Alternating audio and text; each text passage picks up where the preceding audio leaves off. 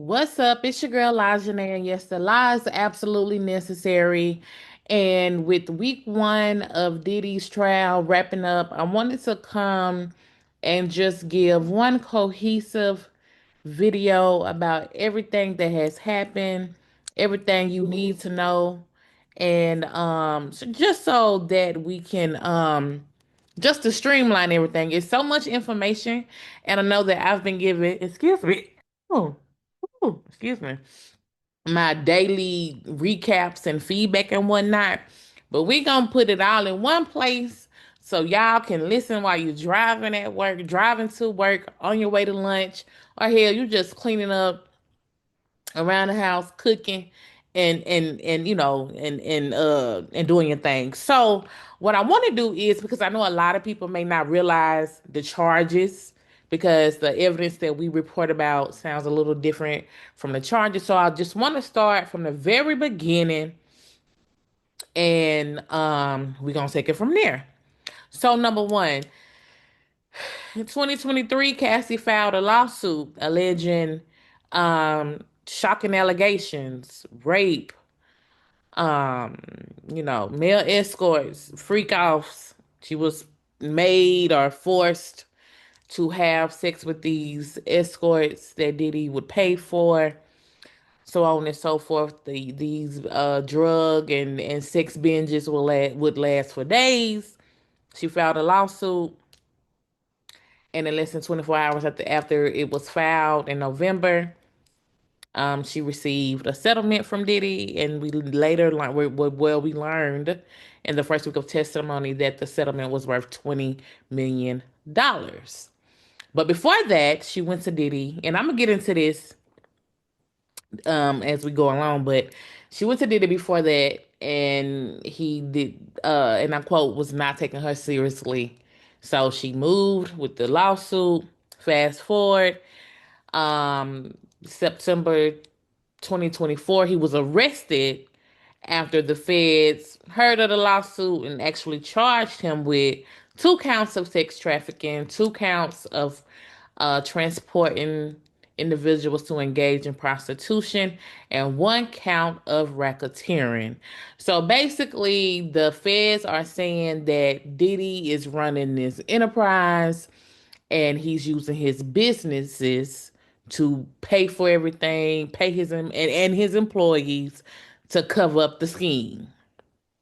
Okay, so he is facing a RICO charge. What is a RICO? A RICO is a big umbrella that ties in so many charges: coercion, sex, force, murder, drugs, sex trafficking, prostitution, so on and so forth. Um, Rudy Giuliani created the RICO charge, and it's crazy because he was eventually charged with a RICO, but that's another story for another day, to take down mafia crime moms. And in recent history, the way that the RICO charge has been applied, it's received a lot of backlash because a lot of people think it's overcharging, or it's a bit more aggressive than what it was intended for. Again, another video for another day. And so here we are.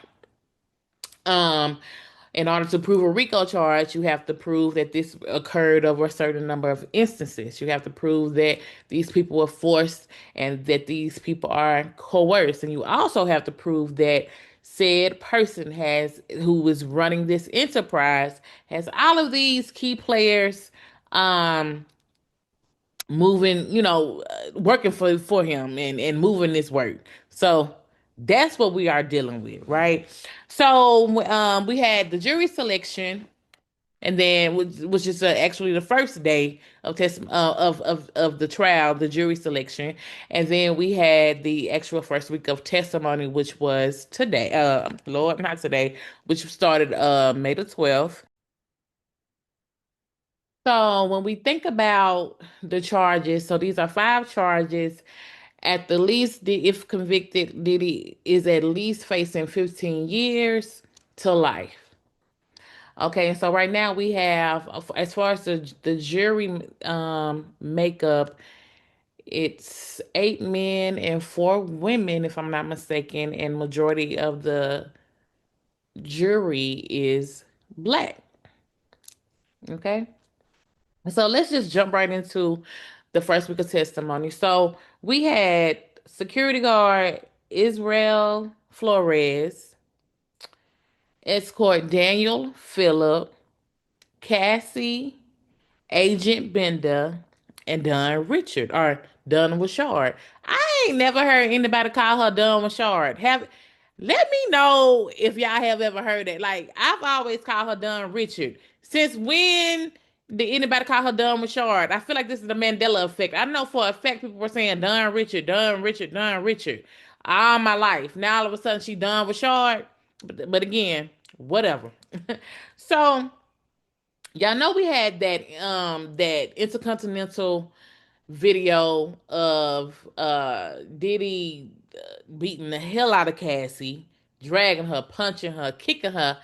And so initially it was released by CNN, and this video is a very very critical piece of evidence for the government, because again, in order to prove that there was coercion and force and violence, they have to show a pattern of violence, which is why this video from the Intercontinental Hotel back in LA in 2006 was very very important for the government. So CNN released their version, and while their version ultimately is the same from the is the same, or well, let me say this, their version is slightly different than the one we saw in court, because the one we saw in court had a security guard, showed a security guard getting off the elevator. um CNN's was a little out of sequence, and see, I don't recall CNN showing a reflection in the frame. It could be wrong.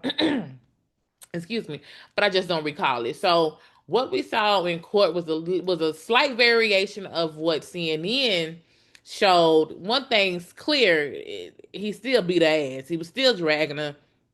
He still threw the vase. So we still saw, we didn't see the vase or anything like that. So there was a slight variation. And a lot of people want to know, well, why was this included? I even, inquired about it, because again, this is to establish that there is a crime. This is to establish that there is an enterprise. Ultimately, this is to establish the force, the coercion, the acts of terror, basically. Because again, as I've stated, and I will continue to state, you have to show a pattern of violence, and that was the only video that they have that actually showed him in live action, um being violent. They had pictures of bruises, but they didn't have video of what happened in real time. Okay. So uh police officer Flores actually testifies, and excuse me, I don't know why I'm coughing so much. I just had some water.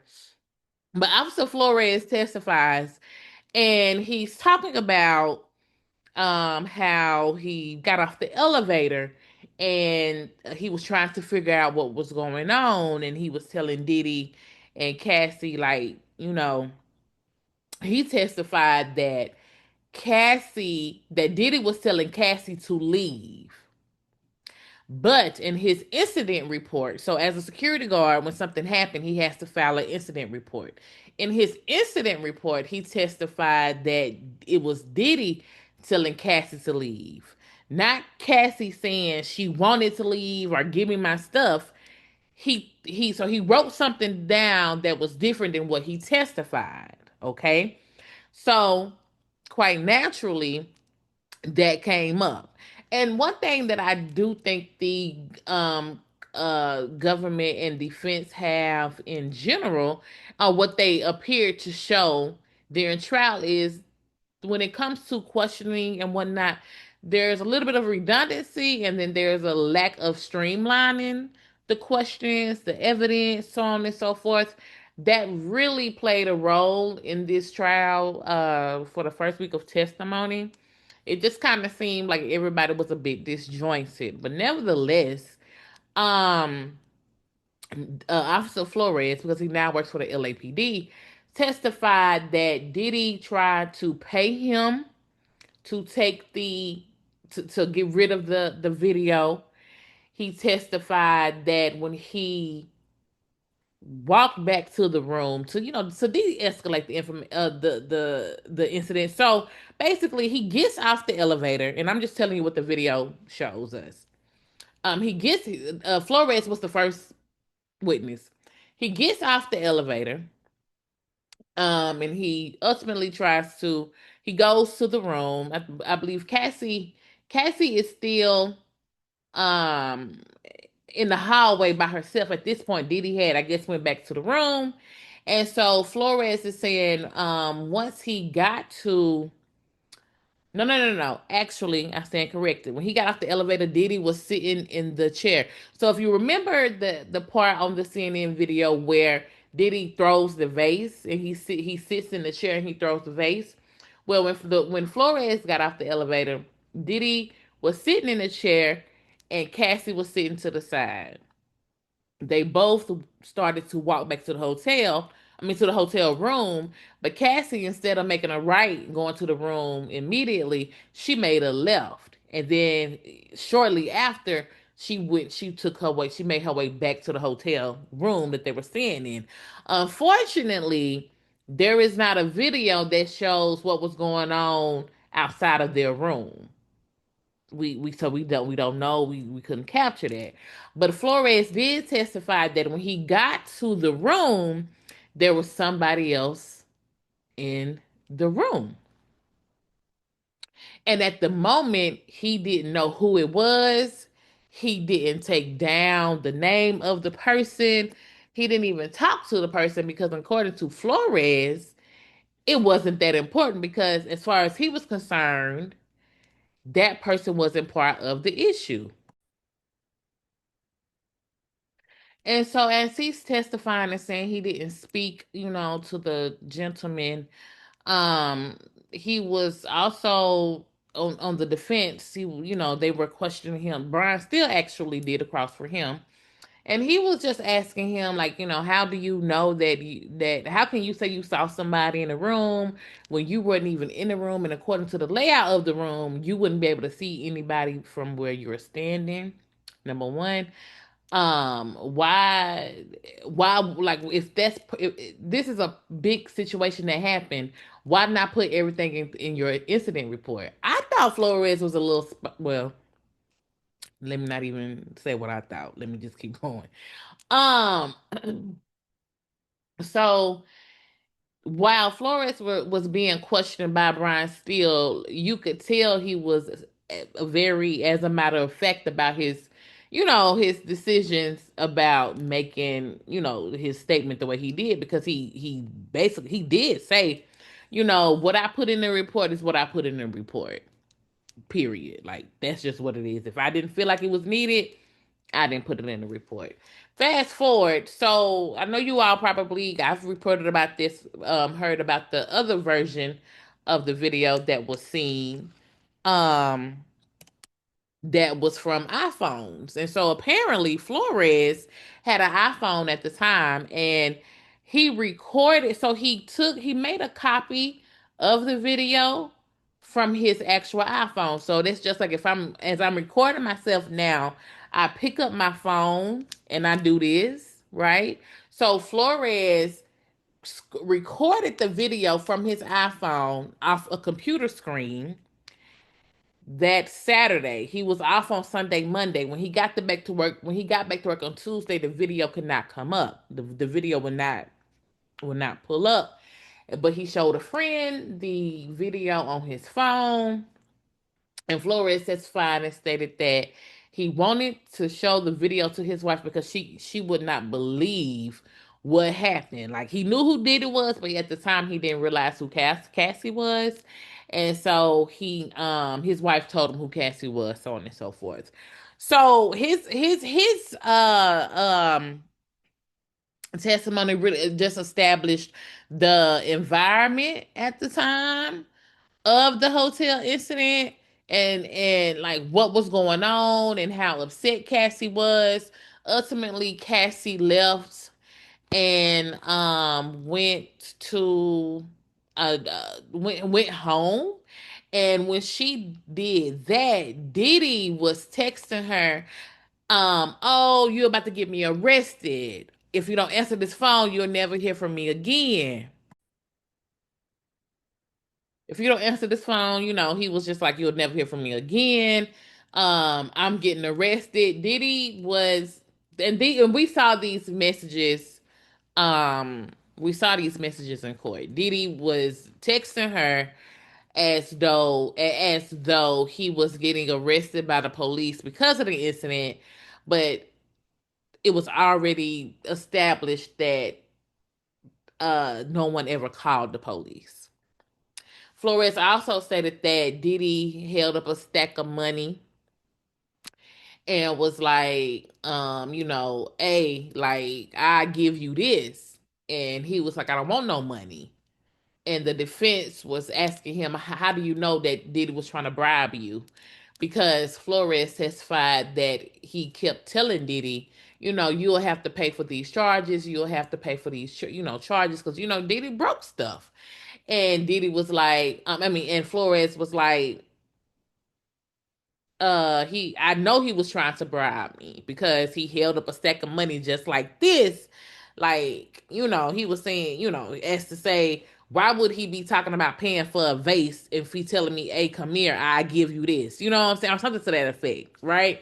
And so his testimony for the government was just trying to talk about the bribe to establish that he was trying to pay somebody off. Oh, bless me. Being in New York, being around all these people, I got the sniffles, I believe. So excuse me.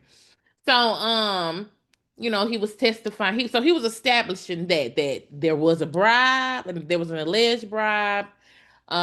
He did mess up some of the property. No one called the police. So on and so forth. So he was just establishing and verifying the events happened. Okay.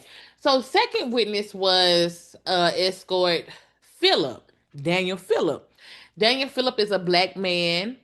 Very attractive. He's an attractive dude, short, buff, bald, which seems to be a theme. The bald black man. It seems that a lot of these escorts, I love them more in black, but a lot of them were bald, and so he testified how he met Diddy and Cassie. So basically, he worked for a company called Cowboys for Angels. It's basically an escort service. And no, hold on. No, I'm sorry, I got that mixed up. He works for a mail review. At the time, he worked for a mail review company, and I believe this is around between 2008 and 9, if I'm not mistaken. No, 2011 through 2013. Yeah.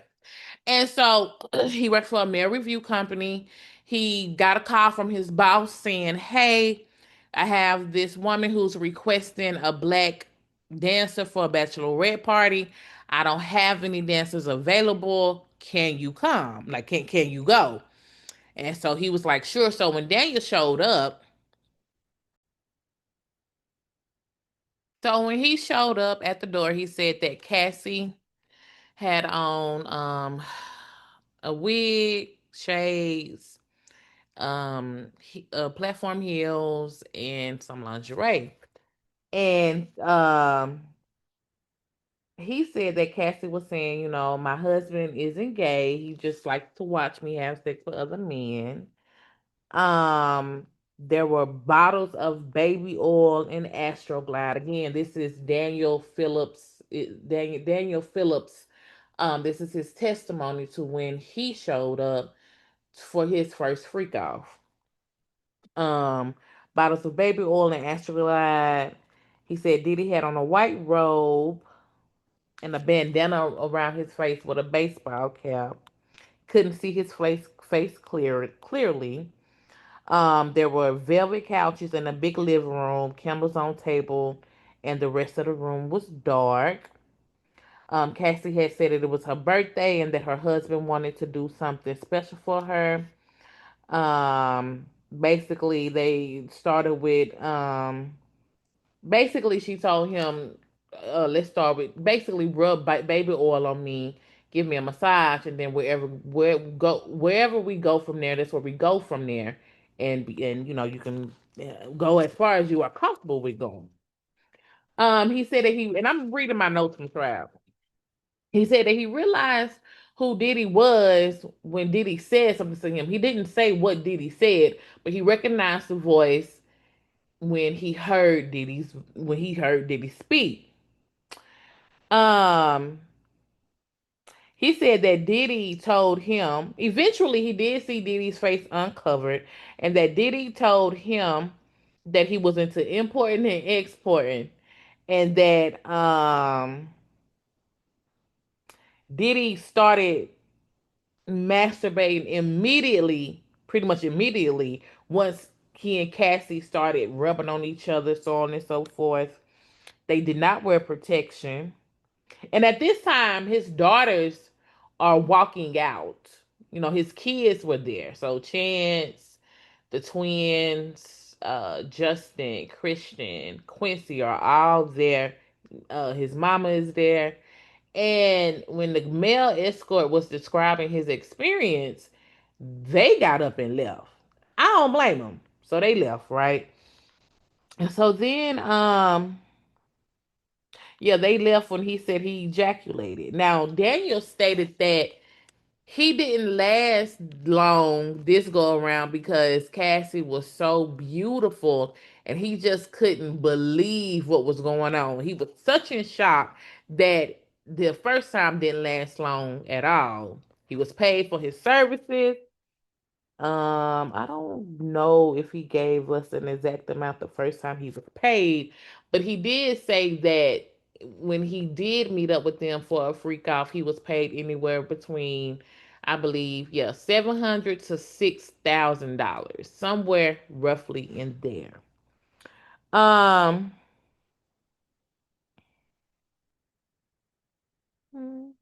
a few minutes later, he walked. He left. He left. A few minutes later, he said he received a call or either a message from Cassie saying, "Send me a picture of your penis."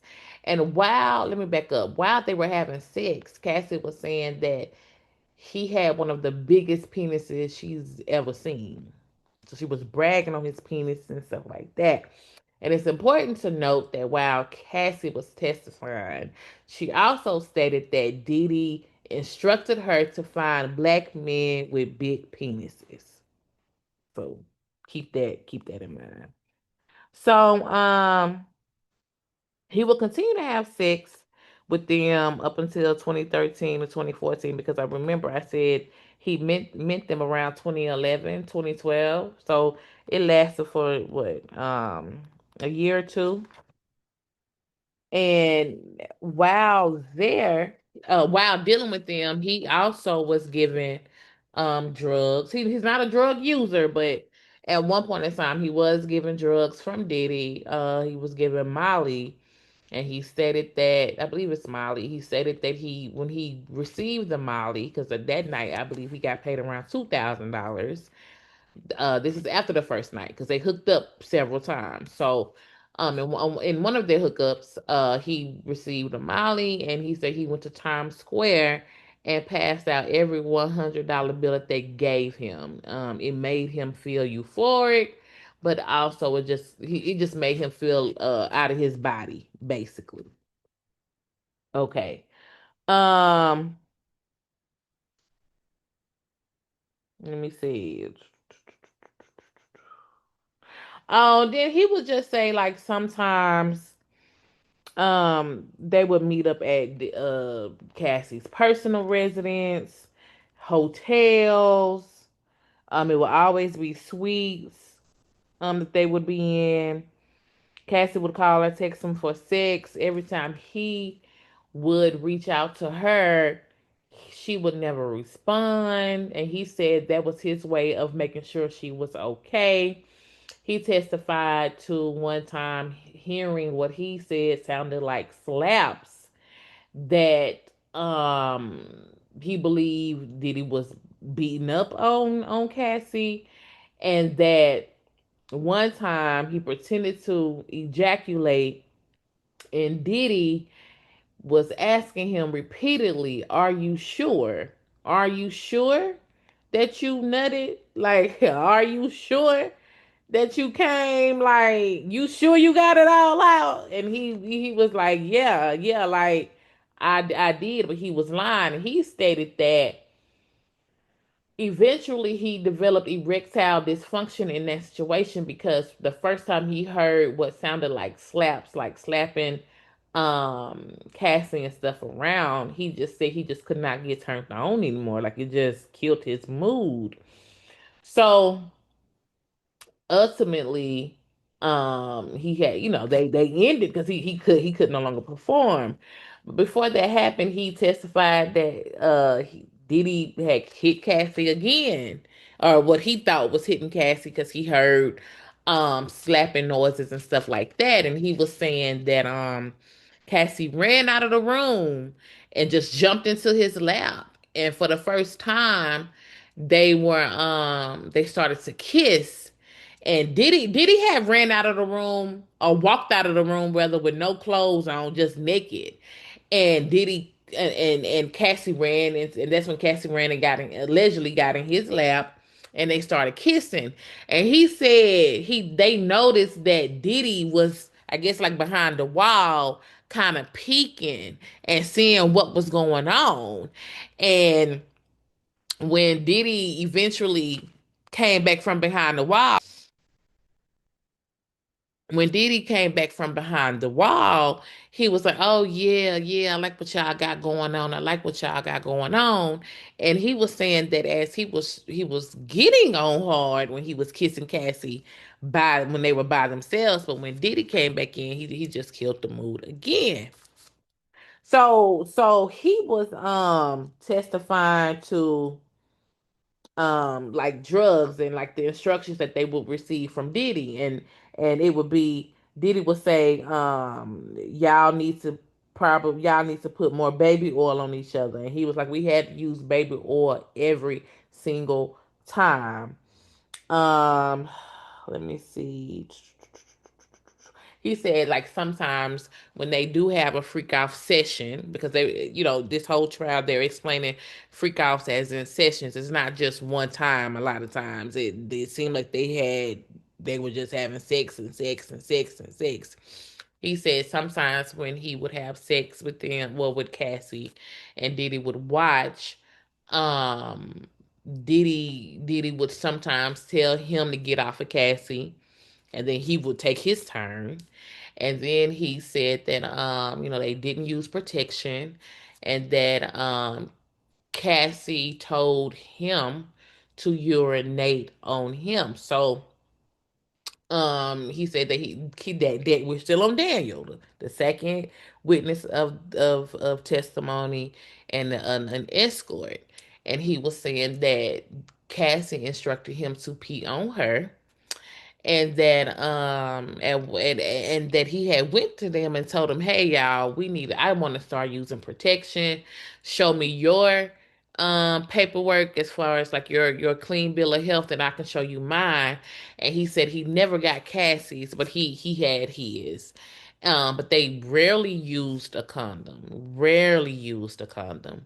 They would want him to Diddy would want him to nut on her stomach, nut inside of her. It was a very, very they got down. They really got down.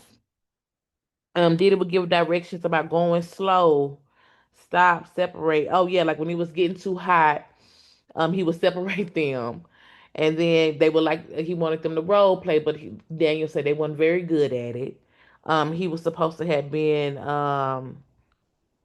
they were something like supposed to be like a pilot and like a stewardess or whatever, but like in the airport that it didn't go so well.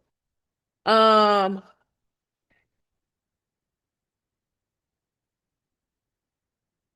Let me see. Yeah, he said Cassie was the one that asked me to urinate on her. That's a quote.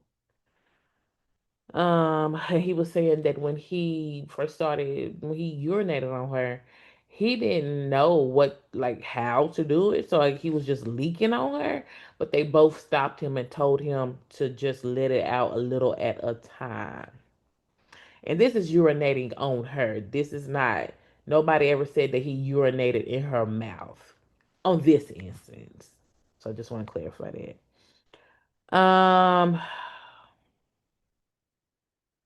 So he said that sometimes after they would have, this is what I was trying to say earlier, but sometimes that they would have, after they would have sex, Didi and Cassie would go back into the room because again, they were having sex in the living room on the couch. These are big suites that Didi is getting, and they would have sex in the living room on the couch. It would be dark, it would have candles, and they would just have sex on the couch. And he said after the sex, Diddy will go back into the room with Cassie, and they'll stay in there for hours. And then they'll tell him he can leave, and then sometimes they stay in there for hours, and they tell him they want another round. You can go through my note, child.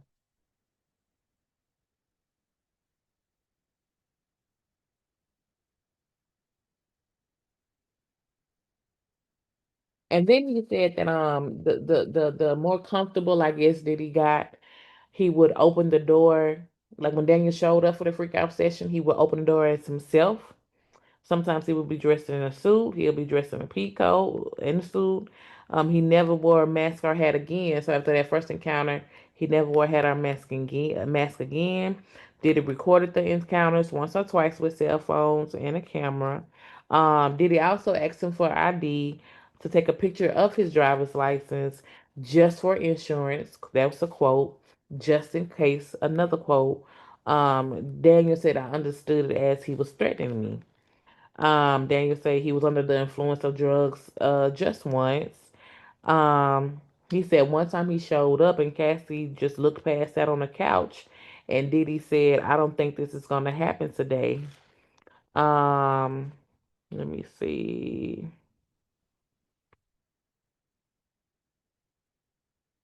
One time, another guy was invited to come, so it was Diddy watching in the corner, Cassie and two other men.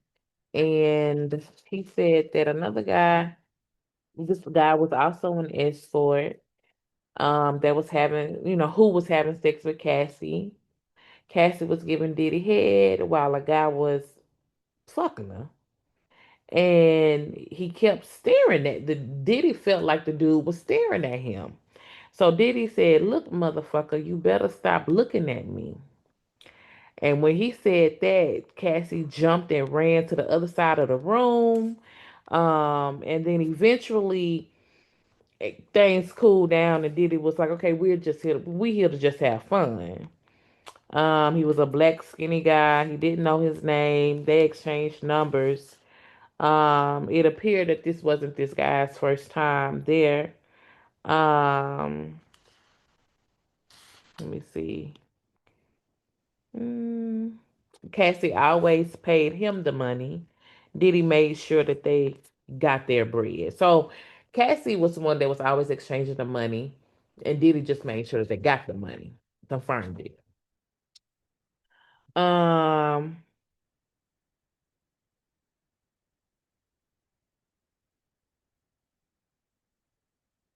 he said I was, and I quote, I was excited I was in this world, happy to be involved with people with notoriety, didn't care about being paid. Um, and so the time that he heard Diddy slapping Cassie around, he said that Cassie was on the computer And Diddy said, "Babe, come here." She said, "Hold on one sec," because they're at Cassie's house. At this, remember I said they had sex, sometimes at her house. Um, at hotels and whatnot.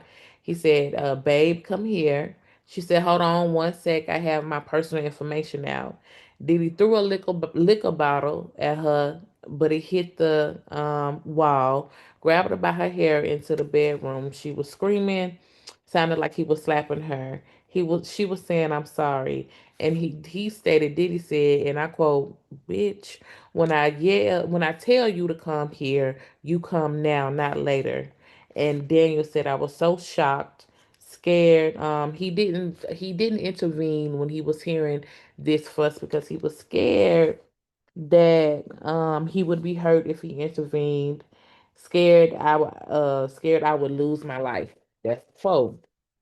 And then after Diddy got done doing all of that, Daniel alleges that Diddy comes out of the room and says, "Are y'all ready to continue?" Daniel said, "I couldn't do anything after that." He said he remembers leaving, um, and that it felt like that he developed a friendship with Cassie, and he would text her things, and even though she wouldn't respond, but he would try to text her vulgar things just to check on her. He just kept saying just to check on her, just to check on her. And it just seemed like he was just very concerned about her well-being, and that he said that he never even thought about that as being prostitution. He was just happy to be a part of it, just happy to be in that world.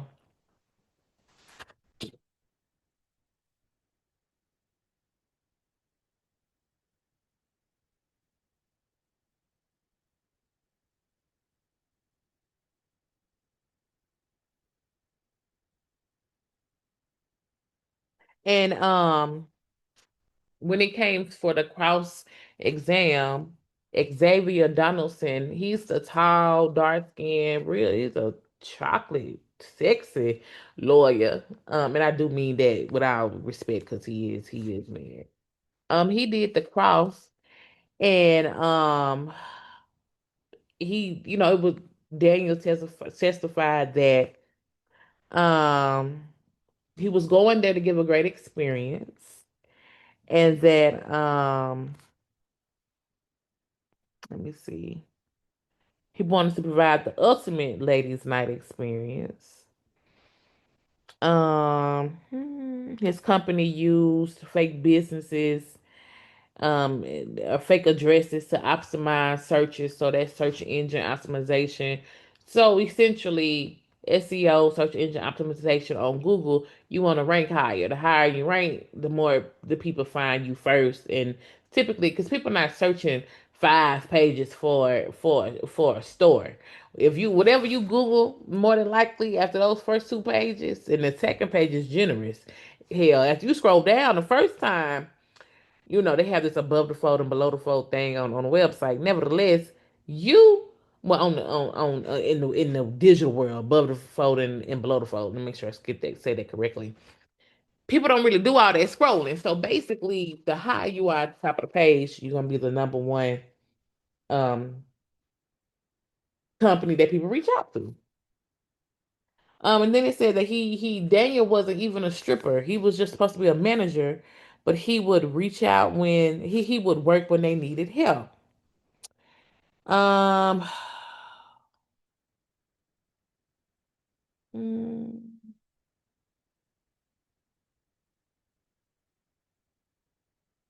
and again, Xavier was trying to establish who paid him, who actually gave you the money.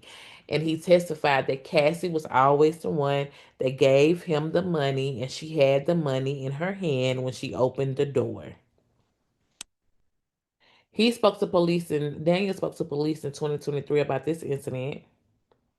Told the police he spoke with Cassie, but says different in testimony. Says he spoke with Cassie in person. Okay. And then Daniel was saying that Cassie seemed to enjoy herself. She enjoyed the freak out session. Diddy started masturbating immediately. Uh, for some reason, Xavier asked what position they were in when he ejaculated, and he said missionary position. Um,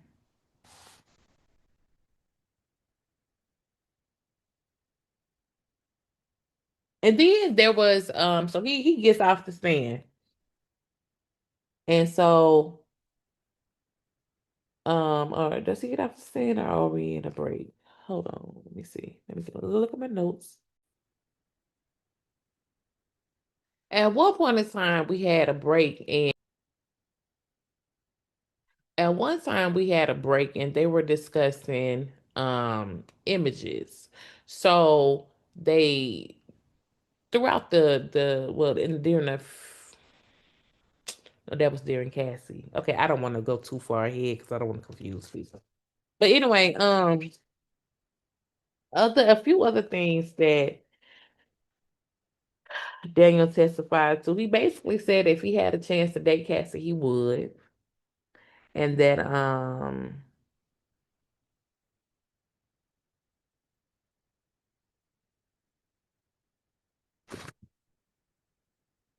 he said he never saw Cassie outside of having sex with Diddy. She never responded to my text messages usually. And then he said after the assault, he did testify because I told you that he said that he saw Diddy or heard Diddy beating on Cassie twice. He's after one of the assaults, he texted him and said, "I love y'all niggas." After the assault, he said he was trying to bait Cassie.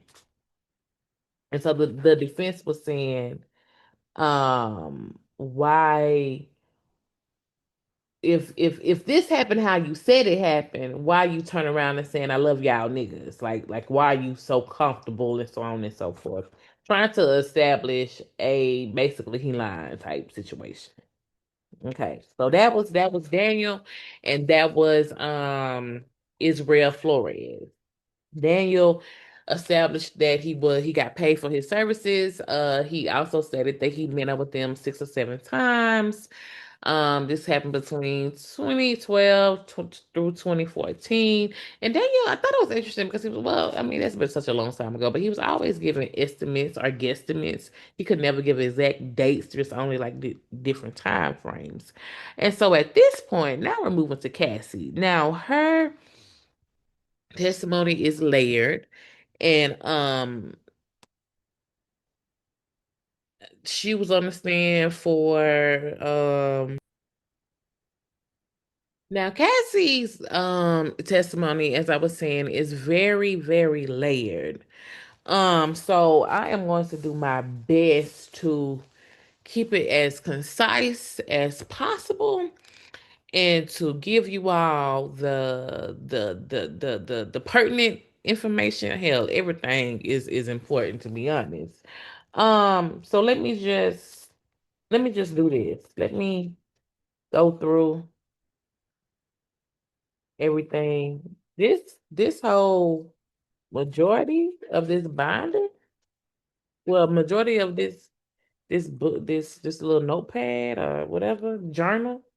This is Cassie's testimony. Like, let me show you. Let me show y'all something. I just want y'all to see how much we got. We how much we doing this.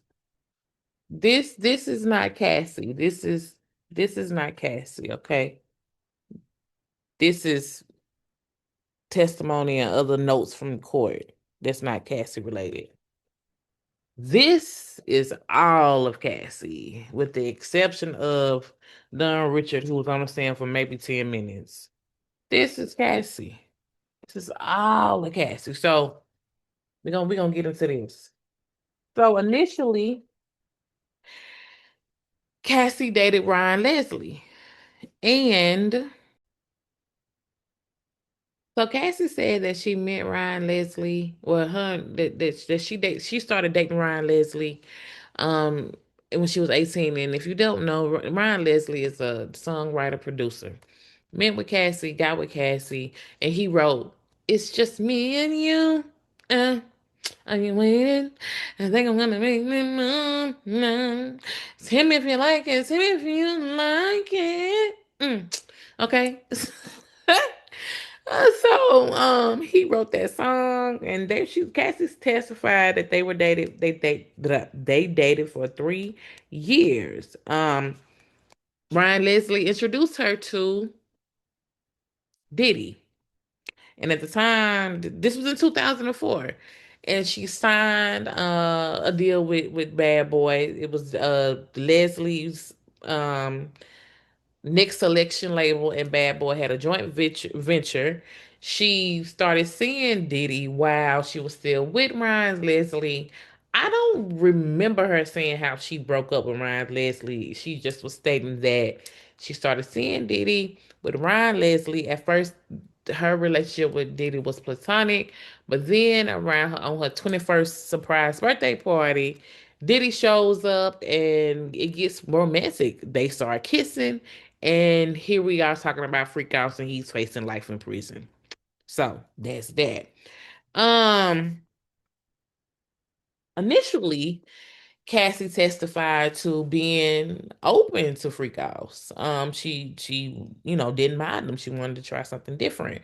So she was instructed. She testified a lot of her testimony was that Diddy instructed her to do everything that she did, from searching for the men, how to find the men, where to find them at, so on and so forth. So she would go on Backpage and Craigslist. She said she wasn't allowed to make ads, but she was allowed to respond to the ads.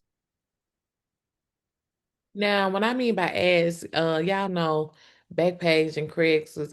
Do they still have Backpage? If I'm not mistaken, I believe Backpage was shut down because that's where people went to go sell coochie.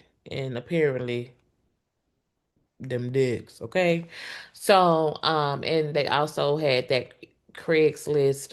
Craigslist had a little section for that too at one point in time. Do y'all remember that other case that was about, was it called the Craigslist killer? Anyway, that's nothing related to this, but this made me think of that. So she had an alias that she would respond to these sex ads. So she would either use Jackie Star, Veronica Banga, or Anita Crawford.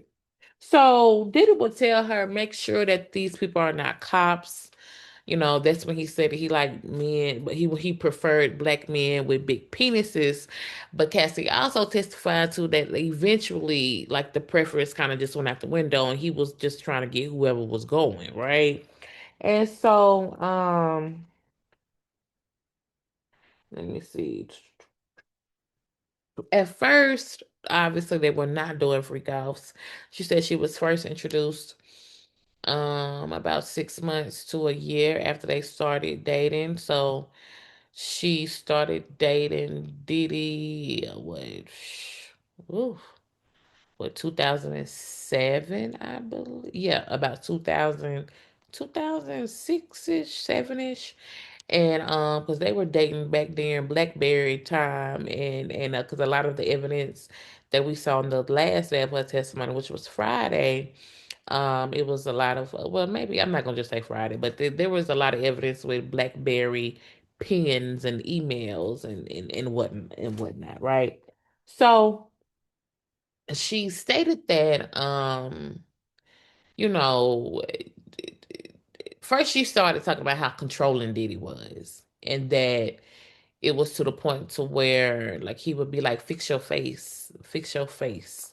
She had to make sure she was smiling, and he would tell her to smile, and she never really knew his mood.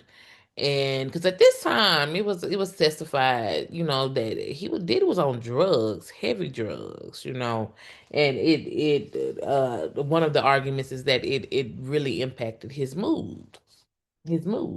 So everybody would be on pins and needles. And she would say that They never lived together, but he would buy her or gift her apartments or homes or whatever that were very close to his.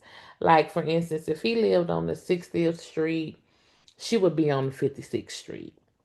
He bought her a golf cart so that way when he called her, this is all testimony, this is what she testified to. That way, if he called her, she would be able to get to him within 3 minutes. So they painted this picture that Diddy was a very controlling, very do as I say, very you better be, when I call, you better answer type man. And that's what Cassie was testifying to every day on stage. What I thought was interesting was that she she had a task to where she had to provide a list of things she did throughout the day, then turn it in to his security, or sometimes she would say trusted assistant.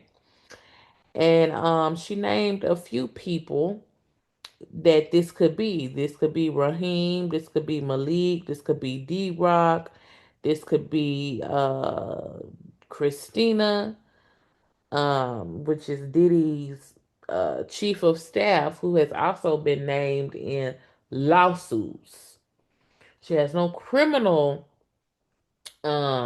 legal situation, but she has been named in lawsuits, and she has issued a statement saying, of course, she's saying she didn't know that this is happening. This was happening, the freak offs.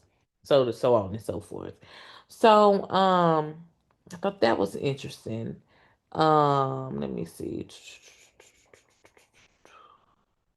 If Cassie didn't answer the phone, according to Cassie, Didi would send his security to hunt her down. That's the quote. The word was the quote is would hunt her down because she wasn't answering the phone. Um, Sometimes, there was a little bit of, I guess, a gray area with them at one point because she was saying that she knew that the relationship wasn't always exclusive. And then when she thought they were exclusive, he would kind of switch up a little bit, kind of play mind games with her. She testified to that. She said that she was also insanely jealous. She later testified to, she wanted to really be included in Diddy's life. She wanted to be integrated. We found out that she really didn't have a relationship with his kids. And I believe we were on year 7 at one part of her testimony, and she was still secret. He was still hiding her like an Easter egg. I thought that was a bit surprising. I didn't realize that their relationship was extremely their sexual relationship, their intimate relationship wasn't public, even though they had a public um business relationship at the time. For a long time, the sexual relationship wasn't known to the masses, right? Um, she said that the security would show up at her house randomly checking on her, and that she didn't make any money financially. uh Her career was stifled. um the freak offs would last for so long that she would spend half of the week almost recovering. So she said that the longest freak off that she's had has been about 4 days or maybe even longer. Sometimes they last between 24 and I guess 32 to 36 hours. And then she spends the other time recovering. So what that would look like is IV fluids, eating, staying hydrated because they took a lot of ketamine, a lot of MDMA, a lot of um mollies, a lot of ecstasy. Um she was on opioids. So she had an opioid addiction. And so they were just always on drugs. And mind you, with the freak outs, they're not sleeping, they're not eating, they just fucking and taking drugs, fucking and taking drugs, and rubbing baby oil on each other. Um,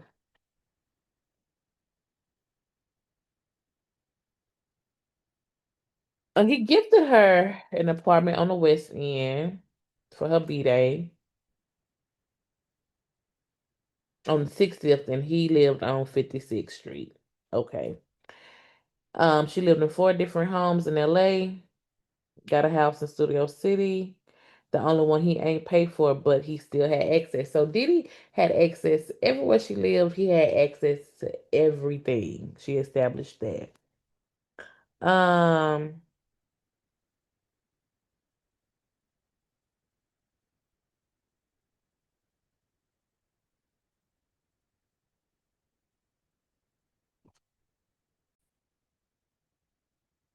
Diddy's staff was so involved with Cassie's life that his assistant that she called KK knew what she said. She said she knew a lot of my personal things.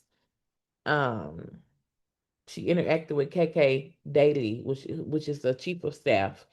She knew her,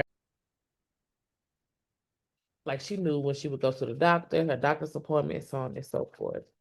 So sometimes when Didi would get mad at Cassie for not doing what he wanted, he would take things from her. Like she was a child and eventually give them back. It was almost like a form of it was a form of punishment for doing something that he didn't want her to do. She testified that she had a close relationship with D Rock because D Rock was married, so D Rock was like a brother to her. And she testified about Uncle Polly being security, and they showed their pictures. Um, at this point, now the government is forming an enterprise. So you got D Rock, you got Uncle Polly, you got Roger Buns, you got Ruben Sandy, you got Raheem. You got all these people, KK, who are allegedly helping him carry out these crimes. Now let me back up for a minute. Cassie did speak about her career intermittently throughout the testimony. She said that she wrote hundreds of songs, but they never were released. She had um a 10 album deal. She only released one. She was eventually let out of her contract. So they just nixed the nine other albums. Um, at one point during her testimony, she spoke about Suge Knight being at Mel's Diner. D Rock came in and was like, "Hey, um, Suge at Mel's Diner." Didi packed up and went to the diner, and Cassie testified that she was really nervous and Diddy handed Cassie a gun. They took mushroom. Oh, hold on. I'm sorry, my notes bleeding off into each other. Um, what else? What else? She said that she saw he had guns in safes, he had cash, jewelry, guns, SD cards, all of that in safes. Um, Nothing happened. She did speak to, if anything. I'm gonna say this. I didn't look up what happened at Mel Diner. I don't even know if that was. I'm assuming that's not even a public thing until it wasn't even a public thing until now because nothing came out of it from the testimony. It looked like they went up there and did a whoop de woo and came back home because she didn't testify that anything happened. Now, uh, so now we're getting into, I guess, how she was a little introduced, how she was introduced into the whole lifestyle. Diddy liked voyeurism, or explained it to her. It's a fantasy that for men who are people who like to see their spouse have sex with other people. That, like, it turns them on sexually. So that's voyeurism. Um, he talked about swinging. She said it was a lifestyle that he taught me about. Within the first 6 months of a year, they were. He mentioned swinging. He brought it up. Um,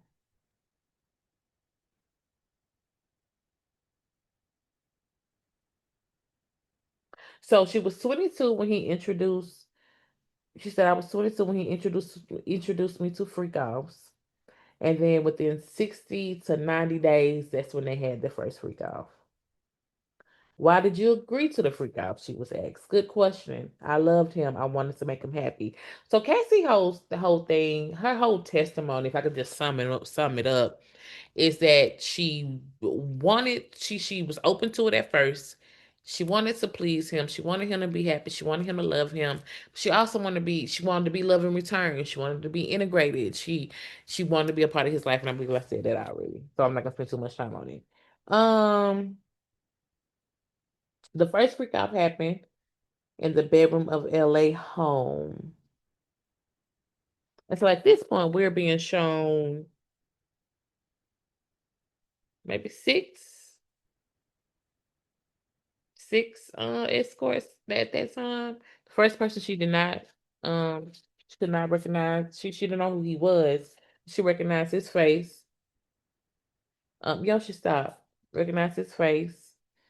Um, let me see. Let me see, recognized his face. Diddy paid for him to have intercourse with me. She took X and drank alcohol. She remembered wearing that night she had on high platform dancing shoes, wore a masquerade mask. Diddy told her to wear heels. Um this is still around 2007, 2008-ish. Every freak off was directed by Sean. So her whole testimony, she called him Sean. She never called him Diddy. Every freak off has was directed by Sean. Um, escorts were paid in the thousands. She also testified to that she felt dirty and confused. Um, Afterwards, she felt dirty and confused, but he's really happy with me. So she was feeling dirty, but she was making him happy. Didn't want to make him angry. Didn't want to make him angry. This is a quote from Cassie. Didn't want to make him angry being Diddy. His trust meant a lot to me. And she was concerned about saying no. Like, would he, you know, basically get somebody else to do it, so on and so forth, if she said no. Freakouts became weekly for a consistent amount of years. Got no sleep during freakouts. Okay, we already talked about that. They also used cocaine. Cocaine helped her stay up. She said that she felt like that was all she was good for. And then at this point, she starts crying. She felt humiliated. She felt horrible. And then she said that she didn't even have anybody to talk to about it. So she's trying to make her man happy by saying that she's open to doing something. And then she does it, wants to do it, but then it becomes a little bit too much. And now she's scared, or she's testifying that she's scared to tell him that she doesn't want to do it anymore. And or she's scared to say no to doing it, and that she can't even tell anybody about it. She was going having freakouts with strangers. There were nothing in her. Did it was saying baby oil here, baby oil there, like baby oil, baby oil, baby oil, baby oil. And she testified that sometimes, there would be, she would try to have a freak out, but not leave the room as bad. She said it was a very pungent odor. And sometimes it would be more than one man. A lot of times it's more than one man. It could be three or four men in one night. Again, they are having sessions. She said that they would put towels on the couches to try to help with just with damaging the furniture of the hotel. She said it would be knobs on, I mean, everything would be so oily. She said that she had recurring UTIs, sores in her mouth. She would even have sex with UTIs. Like she said it felt uncomfortable. It was burning, and you know you can get UTIs from not drinking enough water. You can also get them from you dealing with a man who got a dirty dick, like you having multiple partners. You know that little thing down there is sensitive. So it was going through a lot. This coochie was stressed out. Um, and then she also stated that while she was going through all of this, she said, and I quote, "I never wanted him to feel like I judged him,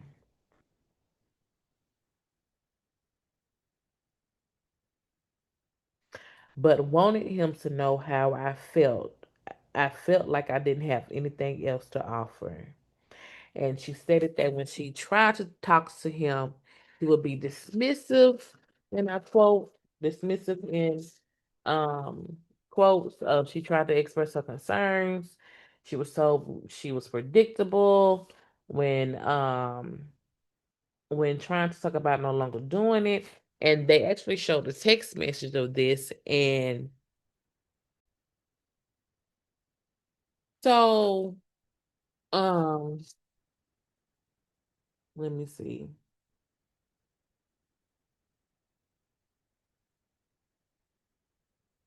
So, in their email exchange, they refer to freak offs as FOs. Um, she called him Pop Pop because, according to Cassie, he wanted a nickname, and but she didn't want to give him a nickname like a generic nickname. And he was like, "Well, what did you call your granddaddy?" And she was like, "Pop Pop." Well, call me that. So she called him Pop Pop, and he called her Cece for Cassie or baby girl, baby girl. He called her baby girl. Um, there are text messages. I'm trying to pull them up so I can read them. That are over the course of hold on, what's going on? I'm just waiting for them to load, child. We have like 2013. And again, they started doing the freak offs around 2012-ish, I believe. Um well actually I'm sorry, not 2012-ish. 2007-ish. Because there's some of these text messages go all the way back to 2007. Um so this is like right here. This is in an exchange about a freak off.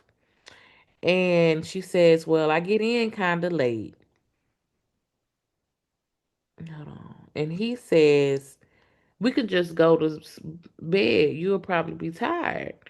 She says, "I doubt that. I'm going to sleep on the plane, LOL."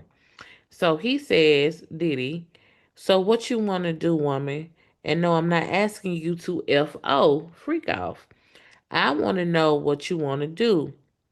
And she said, "Get something to smoke, take a walk." And then, hold on, is this the same? Okay, yeah. Says, "I don't have Dave's number. Dave is an escort. I want you to tell me a new fantasy of how, or is Dave, I can't remember if Dave is an escort or if Dave is the man who ran the escort company." So a lot of their escorts came from a company called Cowboys for Angels. It's an escort service. And I cannot remember if Dave is an escort or if Dave is the actual owner. But the owner who will, they'll call and they'll get the escorts for Diddy and Cassie. She said, oh yeah, Dave was an escort. Let me continue to read. "I want you to tell me a new fantasy or how you want it next time. Would Dave turn you on?" She says, "I don't know. I haven't had time to think about it. I've been trying to think about you with a girl to get into it. And I think I'm starting to fantasize about that." She said, she gives him Dave's number because again, he just said he doesn't have Dave's number. She gives him Dave's number. She said, "On plane, so excited," with exclamation points. "My phone is dying though, so I'm shutting it off." So they had several exchanges to where they like she seems like she was into it. Um Again, this is fast forward to October 2012. You ready for tonight? No. Well, at first Diddy says you ready for me to suck that, you know what? Suck that coochie. But he used the P word. You ready? Then he follows back up with you ready for tonight? Yes, exclamation point. I just gotta get stuff. So every freak off, Cassie said that he did it will say, "Hey, have you waxed?" She would have to go like just get her, just get her, just pamper herself up so she can look good for her escort. Get her hair done, get her she really didn't say much about her hair, but get her nails and stuff done, get pedicured and get a wax and make sure she looking all good. So now she says, yes, she's excited. I just gotta get stuff. He said, you got all you need, man. You had all day, all day. It's always something. One day. So now the text message seems like Diddy is a little annoyed because he's saying you don't have all day to get your stuff together. It's the day of. Now you still gotta go get stuff, right? And she said that she would get her stuff from like her lingerie, leg negligee from like hustlers and stuff, and she would buy the stuff and let Diddy tell her which one he wanted her to wear. Um,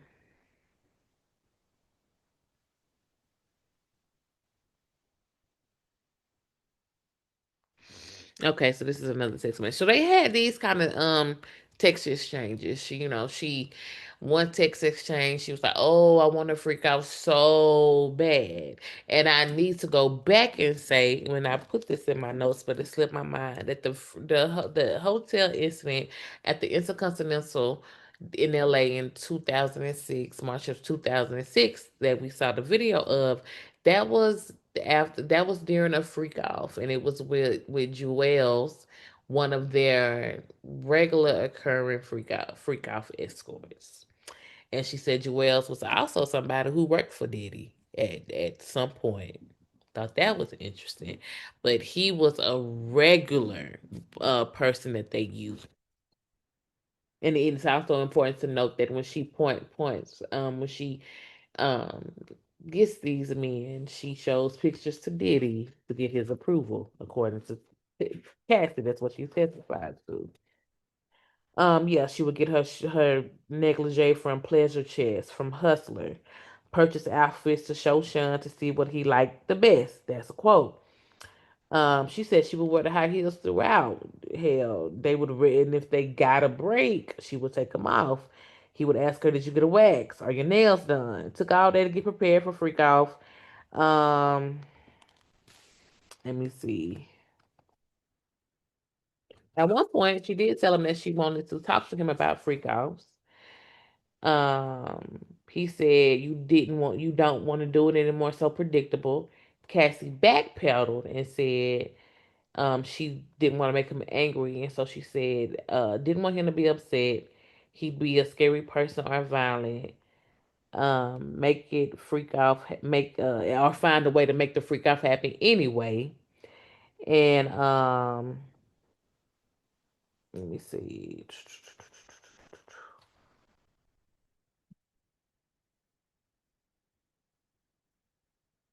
Mm, They had freak offs in every one of his homes except the one he had in Mapleton, New Jersey.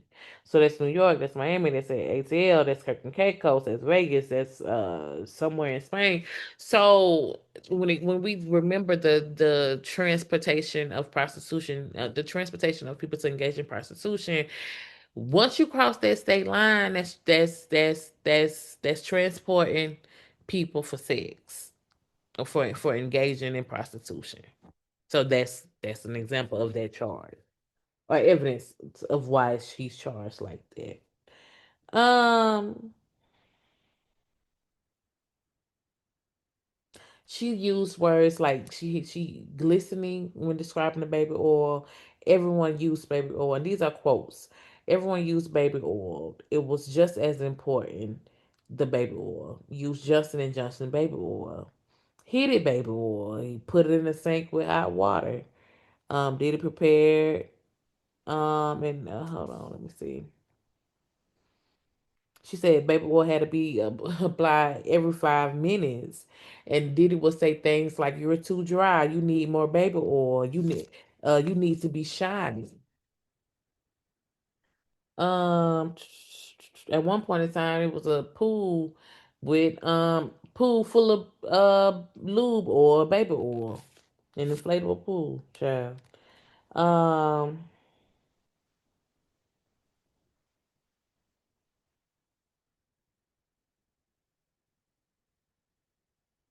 sometimes it was testified that Diddy could use 10 bottles of baby oil at one freak off. Diddy could use 10 bottles of baby oil at one freak off, according to Cassie. Um,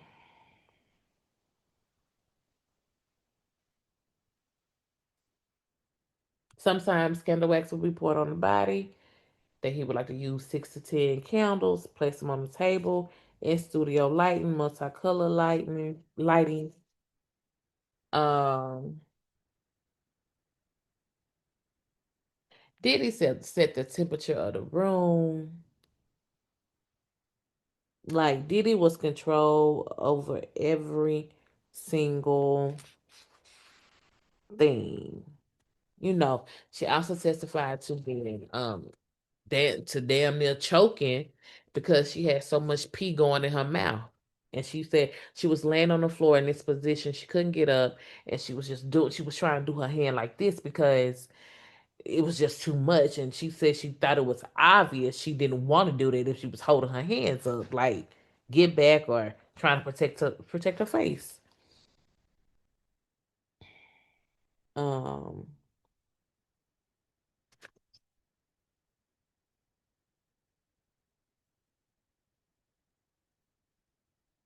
so she was just talking about how, like, she had to um Matt played with herself and talked to Diddy, and she thought it was weird that she was talking to him describing another male's penis. And she said that she would try to hurry up and get through the freak off so she could spend time with him, because I told you she testified, and well, no, the escort testified that after they would have sex, he would just be in the front by himself and they would be in the room. And so when Cassie testified, she was saying how after they did the freak off with the escort, they would go to the room, the bedroom, because remember the freak offs always happen in the living room. I never heard of a freak off happening in the bed. The freak offs always happen in the living room on the couch. And then those two, Cassie and Diddy, after the freak off, would go to the bedroom, and then they would sometimes have sex, right? So this is where she said that she would try to speed up the process because she wanted to get the alone time with him. But sometimes even trying to speed it up will just only ended up making Diddy say start all the way over, because I guess he wasn't liking it, they weren't doing it right, so let's just start over, right? And so if you remember that time I told you that Daniel was Diddy inquired about if Daniel nutted, and he really didn't, and he kept asking him, "Are you sure? Are you sure?" Well, Cassie testified that Diddy would like to take the semen of men. Diddy would like to take Cassie to take the semen from men that have obviously ejaculated on her, in her, whatever, and rub his nipples. So Diddy would like to get his nipples rubbed by semen. And during sex, sometimes it can get a little nasty. A man, do his little thing or whatever, and a woman, try to play with it, and you know what I'm saying. Like sometimes people do that. So Diddy like to play, and he like the nut to be rubbed on his nipples, and so it makes you think. How did he know? So he technically knew Daniel didn't ejaculate. How did he know that? Was he up there? Let's throw a theory out.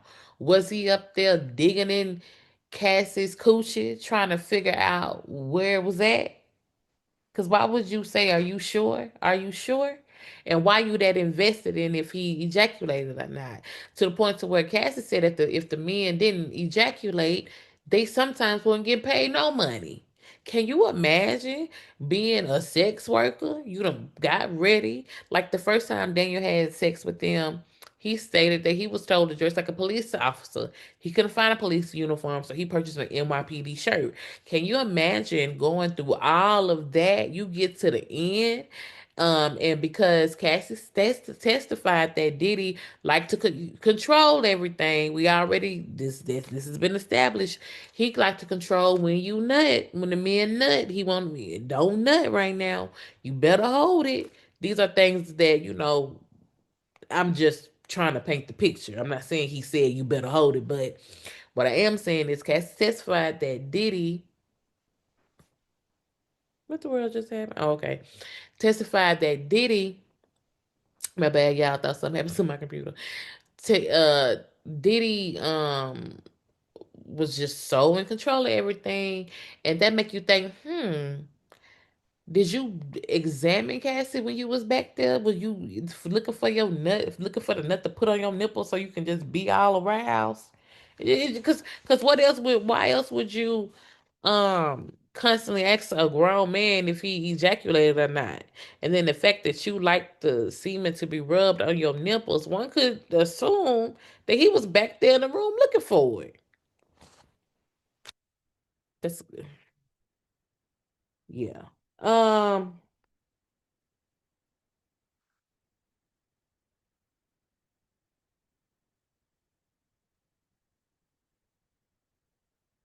let me see.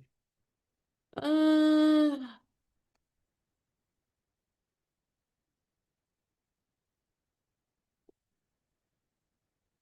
so then we were shown another group of men. I think this time it was 11. A few of them she did not know their name. Um, her whole testimony was just full of sex, sex, sex, and Diddy telling her like sometimes she would get sick from the drugs, and Diddy would tell her to basically to keep on going. He didn't have any empathy if she didn't feel good. Like all he was concerned about was a freak off. She, excuse me, testified that he would cancel business meeting to get the freak on, but for the freak offs. So these freak offs took a lot of priority, and Diddy was a director. Like he just set the mood for everything, and it almost the behavior that was being testified about seemed very very robotic. So if Diddy say move to the left, they move to the left. If he say move to the right, they move to the right. And he say stand on your tippy toes, stand on your tippy toe. Like this man wants to control every single thing. And so um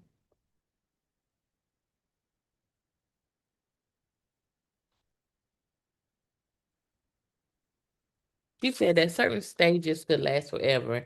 They started rubbing baby oil on each other, and then she said she didn't like kissing, even though she said that was too intimate. And even though Diddy instructed her and the escort to cook to kiss sometimes, she said she didn't like it. And then he would say things like he was very encouraging during these freak offs because apparently, according to Cassie, Diddy would say things like finish up strong, finish up, finish up strong after you down there having sex with a UTI and burning and stuff. Finish up strong after you done had two, three, four dicks in your coochie. Finish up strong.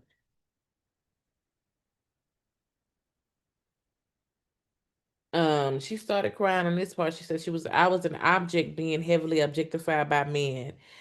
It was a lot to manage. Um, Didi would ask her, how did that dick feel? What it looked like? How, and stuff like that.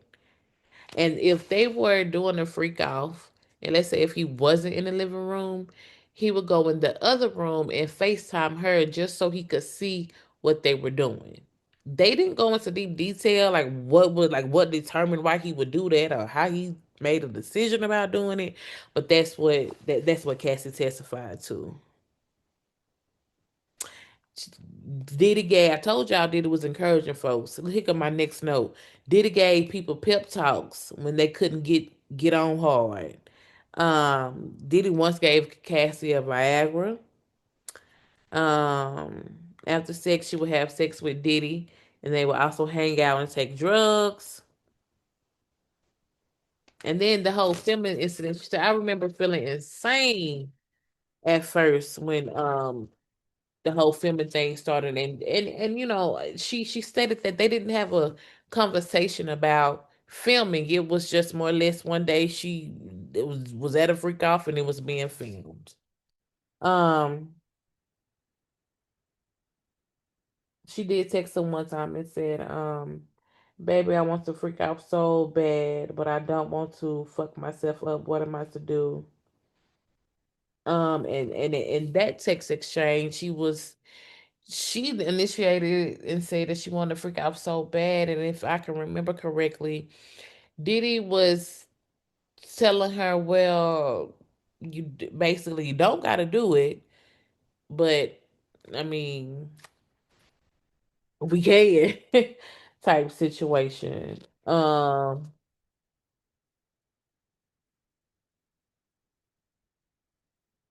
So what led up to because these are the notes that's leading up to the freak out. So, Cassie was in The Perfect Match. I cannot excuse me, her role and her name, all of that. I don't have that information off the top of my head. But she was in the Perfect Match, and we're going back to the Intercontinental Hotel situation. Cassie testified that situation happened a couple of days before the um Perfect Match premiere, and that they were in the middle of a freak off with Jules, and next thing she know, for some reason Diddy hit her. When Diddy left and got distracted, she said, I believe he was taking a shower, or maybe had been on the phone. I ran out of the room because trying to put on shoes would have been too much. Okay. So then when she ran out of the room, that's why you see here on the video, she doesn't have any shoes on, and she's trying to put her shoes on as she's heading to um the elevator, or as she's at the elevator trying to leave. And so she's saying, I want to freak out so bad, but I have a big night. And Diddy is kind of like saying, okay, well, one of those, I can't remember verbatim, but it was basically like, a again, we ain't got to, but if you want to, what's up? Right? So she goes to the hotel, gets beat up, and has bruises all over her legs. Because after the hotel incident, she went home, and that's when he was lying, talking about everybody. And mama was coming looking for him. The police, he was getting arrested. So she went to she had bruises all over her leg and whatnot. So she the same day after that happened, she had to go back to his house to get fitted for her gown. It was a long, pretty gown, and I've posted it on my um, Facebook page. I have to post it on Instagram. And that she was just saying that there would be a lot of this whole back and forth of just beating her up. Even if she looked wrong, beating her up. So the first week was really establishing a lot of domestic violence. The first few days of testimony was really establishing domestic violence. And then she also talked about Gina. Gina is the young lady who that's the Asian lady who went back and forth with Young Miami a couple of years ago. And apparently Gina been around for a long time. Sound like she been around longer than, just as long as Cassie. Because Cassie testified that while she was at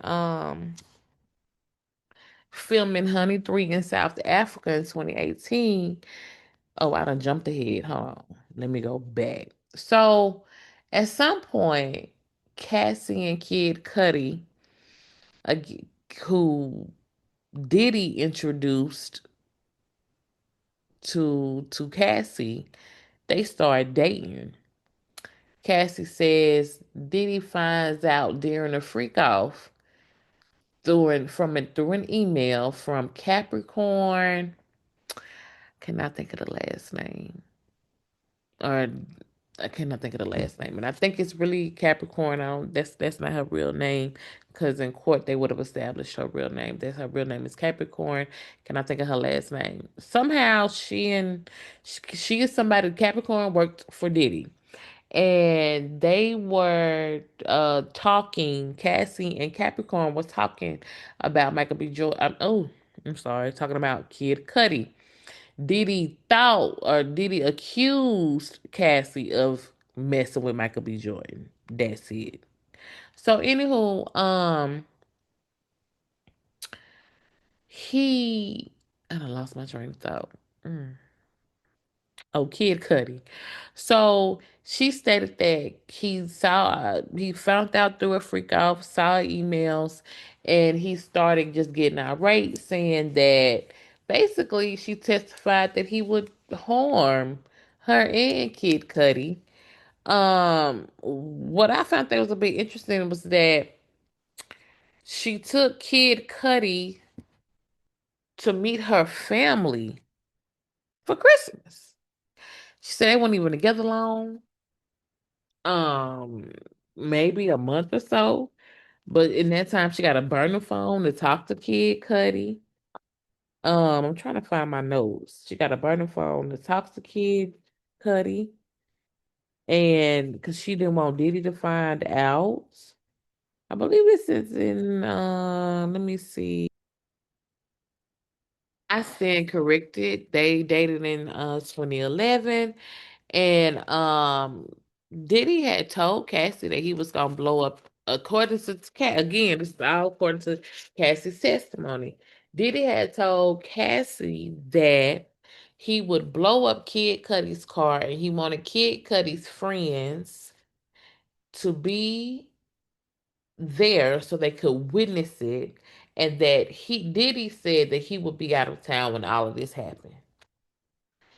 Cassie decided to break up with the man again. Cassie met Diddy through. I mean, Cassie met Kid Cudi through Diddy. Ryan Leslie is the reason why Cassie met Diddy. Okay. So shortly after, Diddy wanted to have a meeting with Cassie and Kid Cudi to talk about the non-existent relationship at the moment. Because at this time, she's not even dealing with Kid Cudi anymore. And Kid Cudi asked Diddy, "What about my car?" Let me hold on. Let me see. Here we go. Diddy said, uh, Kid Cudi said, "What about my vehicle?" Diddy said, "What vehicle?"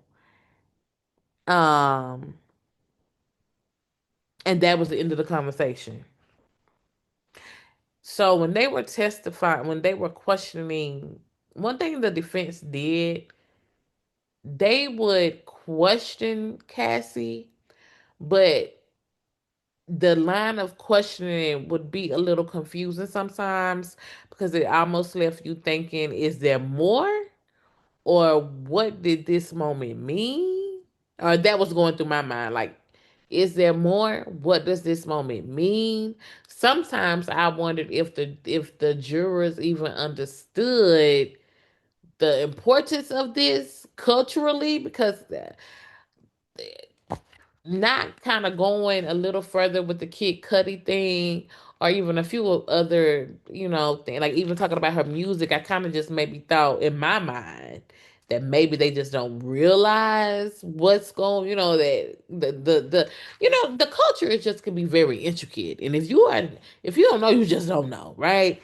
So sometimes I kind of felt like I wondered if the jury understood what was going on, because after talking about the Kid Cudi situation, and Cassie literally said, Scott said, "What about my vehicle? What about my vehicle?" Diddy said, "What vehicle?"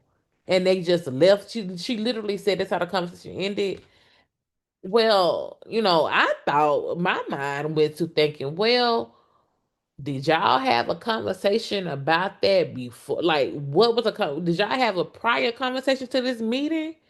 When his car got blew up, did he call you? Did he automatically know, or did he automatically think Diddy did it? Like, or maybe Diddy's team didn't want to go that far into it because it would have opened up a lot of can of worms. But I'm just telling you my train of thought. So that happened. So then, this is uh still 2006 when I'm sorry, it's not 2006. This is Honey.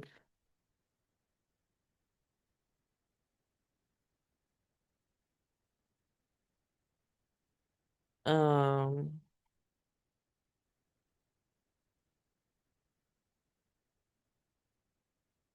like Diddy sent her a message saying, and this is what I found while I was looking for my notes.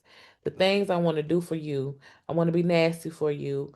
I want to do what you want me to do. I want to make you come more than you ever came. Uh, she uh she sent Diddy this sweet Father's Day note that was saying, "You make me a better woman, a better person, a better sister.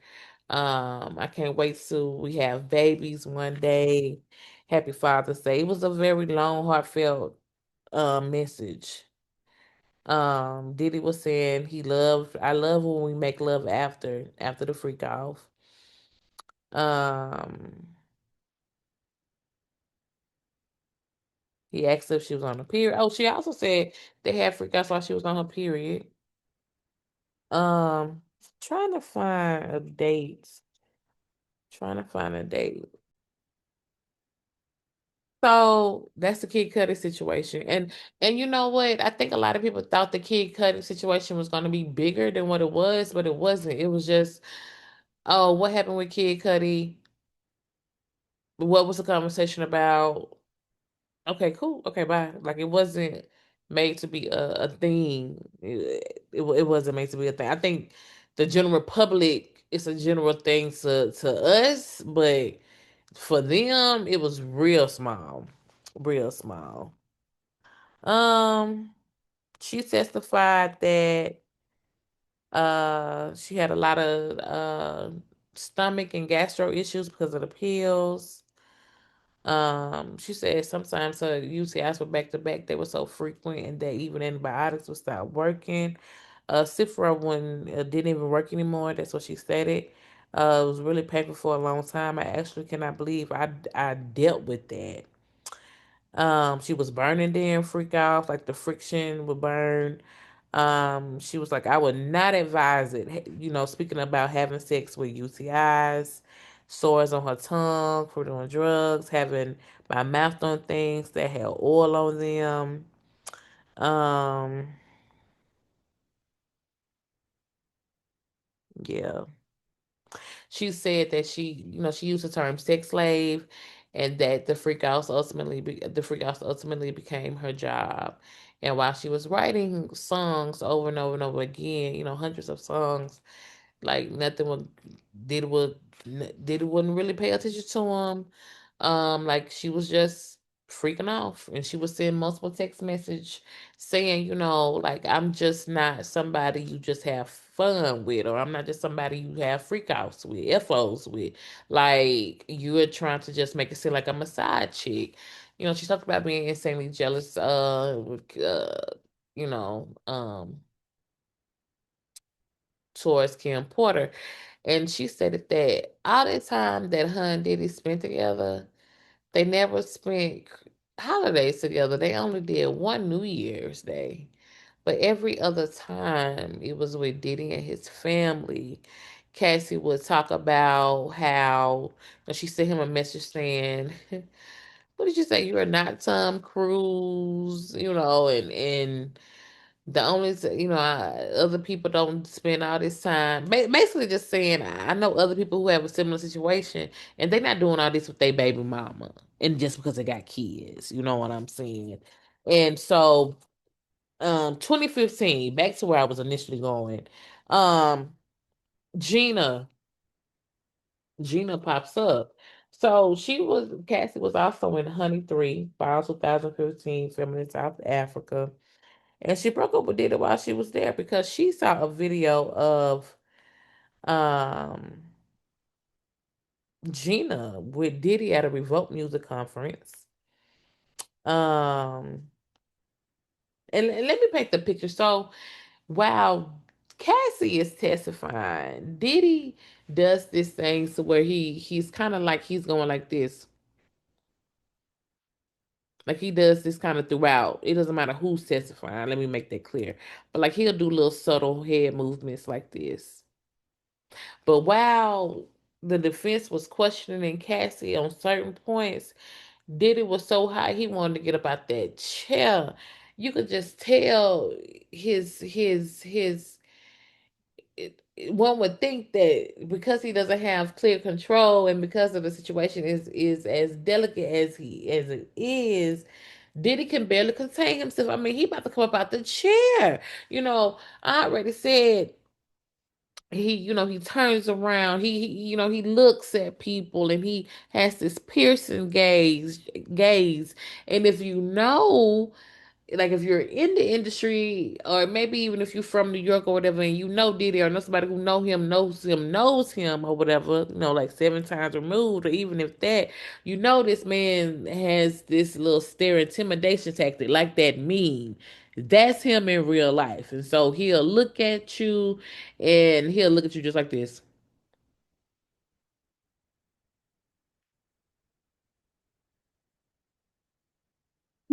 Put his hand on his chest and stuff like that. Then he'll turn around. Um, so yeah, so anywho, she saw the video, um, and she sent the video to Gina. I mean, she sent the video of Gina to Diddy and his staff because she stated I was really hurt. She felt like the staff was a part of her family. And she said everybody was lying. Everybody already knew about it. And she said she had already, like about 5 years prior, she had already started knowing, she started to find out more about Gina. But she said this particular time, she just doesn't know what made her be like, okay, I'm done with it. But she um broke it off with him. Um blocked his number, and he would try to get in touch with her by sending messages through Lauren London, and she named someone else. I can't remember, but they were broken up because they had a on again, off again, on again, off again, on again, off again. And one could assume that, or one could make an inference that she really got mad about the whole Gina thing because Gina was seen in public, and this came up briefly while they were talking about it. Gina was seen in public with Diddy. Now, there was a point to where someone said that he was kind of standing a little like to the back or left, so it wouldn't look like they were together. Gina and Diddy were at the Revolt conference, but they were close enough, right? And Cassie was just saying how she don't know what it was, but she just broke up with him. She broke up with him. They didn't go into detail about like how they started back talking. Like for instance, with the Intercontinental Hotel, Diddy text her, "Oh, I'm so horny." Like that's literally how they started back talking. Unless a phone conversation was left out, but he left her, wrote her a text message that basically was just like, "He horny." Now you done knocked the ass all upside the head. You text her, she horny. You horny. Sure. Mm. So that's that. And then at one point in time, he kicked her off of a boat because he thought she stole drugs from him. Cassie testified that Diddy would be so mad if she was doing drugs with other people sometimes. And when she was going to hold on, let me make sure I say this right. I think it's called the Cons Festival. Cannes Festival. Hold on. Yeah, the Cannes Film Festival. So she went to the Cannes Film Festival, and two things happened. He squeezed her thigh so hard, she stated, because he thought that she. Hold on, no. He squeezed her thigh so hard. I don't recall why he would squeeze her thigh so hard, but she said they were sitting down and she just literally squeezed it so hard and it really hurt. Then she said on the way home from the Cannes Film Festival, she didn't. She tried to move seats, but he followed her, and so now they sitting together. Then she said that he played a freak out video that she thought was deleted. She played a freak off video that she thought was deleted. He played it the whole time from France until New York. Let me see. How long is a trip? Hold on. I'm going to see how long. Okay, hold on.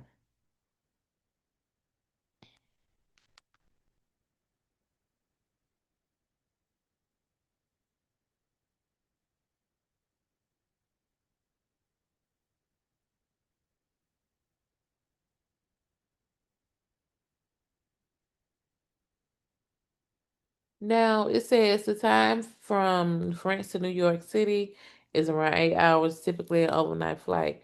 This man played a freak off video that this girl thought he deleted.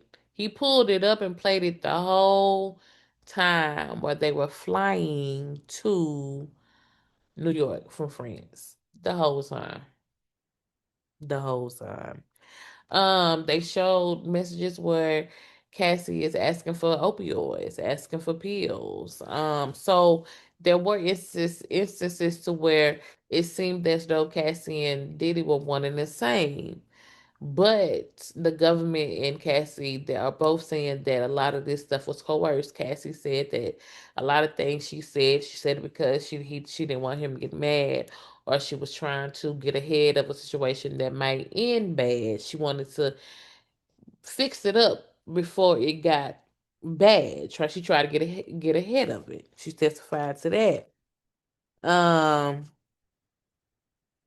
in 2012, I believe, yeah, 2012, Diddy had an overdose after hosting a party at the Playboy Mansion. They didn't speak about that a lot, but Cassie didn't go to that. Um, she went home. She also testified that on her birthday, she just wanted to go out to eat with her friends and do karaoke at one birthday event. I want to say it was for her 30th birthday, but don't quote me on that. And that he just would not let her be, and that she ended up leaving the karaoke place because he just kept coming in and out, bothering her, and that when she got home, she ended up doing a freak off with him. She couldn't even take the day off for her birthday, child. Uh-oh. Yosha, my bad. Yosha, stop. She couldn't even, this man didn't even get her the birthday day off. She had to have a freak off on her birthday. So then we move forward. Um,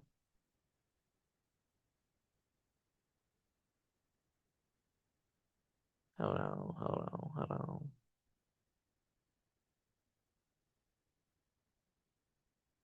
I think I got my dates mixed up. Hold on. They broke up in 2018.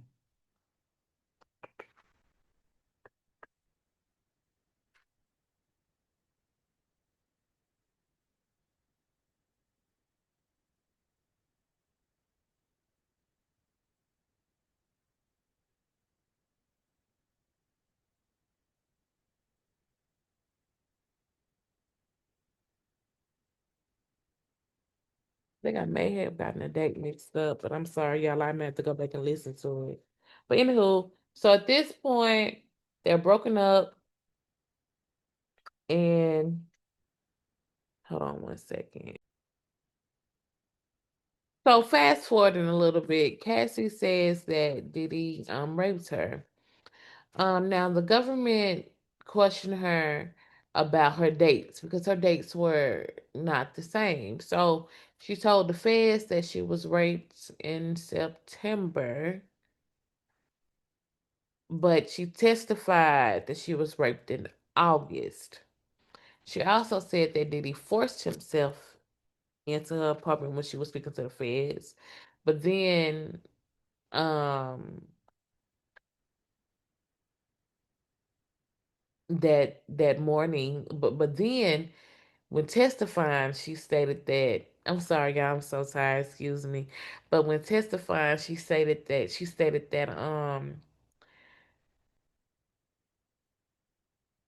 Diddy followed her into her home. But even after the rape allegedly happened, which was around which she said August 2018, August, September 2018, she ended up having sex with him again.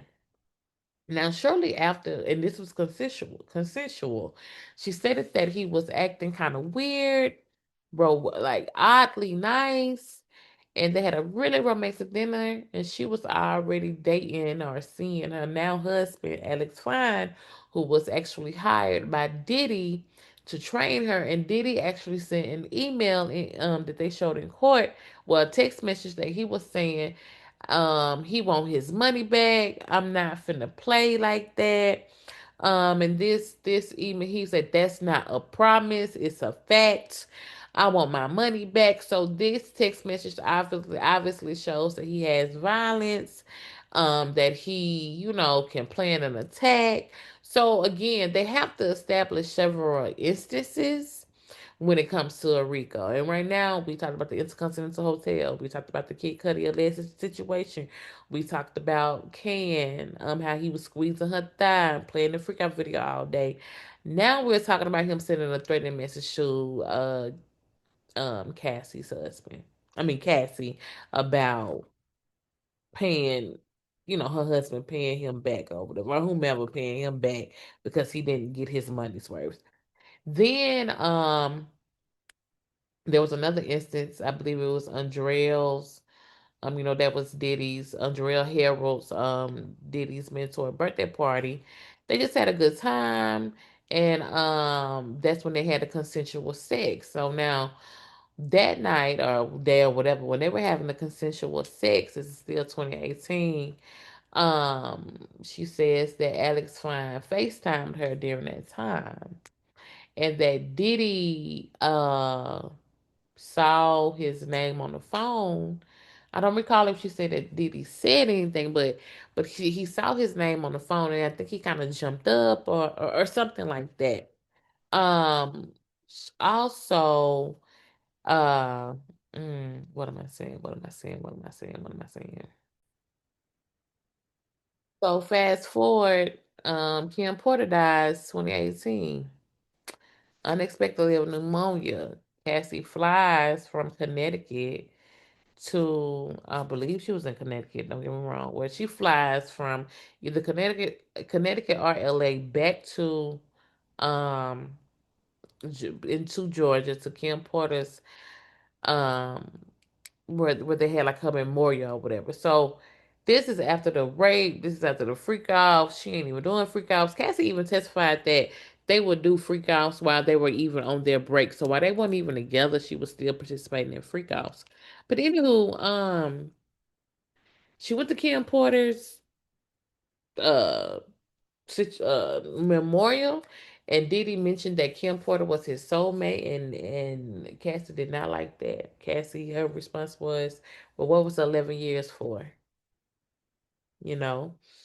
Um, and after that, she had never saw Diddy again until May the 13th, 2025. She had never saw Diddy again. After she had her first child, I believe, or was it after she got engaged? Some significant moment happened. I believe it was after she had her baby, though. Diddy had sent a lot of loving and caring messages. He would even use phrases like, I send that. He said, I mean, he said, with all due respect, I'm sending that with respect. like, for your husband. I don't mean anything bad, but it was clear that he still had a soft spot for her. She clearly had a soft spot for him too, because she testified, and we also saw the messages to where she was saying, maybe we could meet up in LA and talk about things. She was like, oh, he was telling her like, you are a good woman. If you ever need anything from me, let me know. Y'all, I gotta get my quotes. Hold on. This part good right here. If you ever need anything from me, let me know. Love. This is when Diddy was going by love. Um,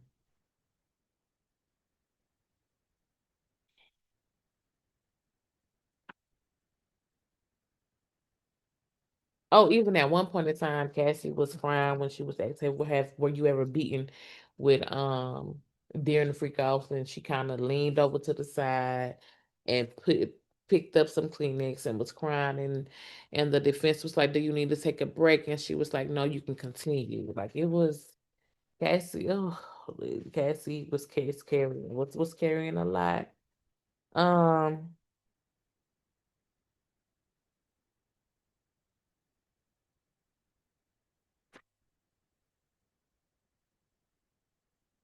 I can't find the quotes. I'm gonna have to put up the messages later. But they were very, very friendly with each other. And Cassie said, when you are in LA, let's meet up. She wanted to meet up with him even after all of that. She wanted to meet up with him. Even then in the in court, he was saying how I'm glad you don't. I mean, not in court, but in the messages, excuse me, she was saying, "I don't hate you." In court, Cassie said, "I don't hate you." She was asked if she still loves him. She says, I have love for the, like, what I have love for who we were. Like, basically, I have love for our damn. I got that. I need to find these quotes. Hold on, y'all. Hold on, y'all. Y'all got to hear this. Um,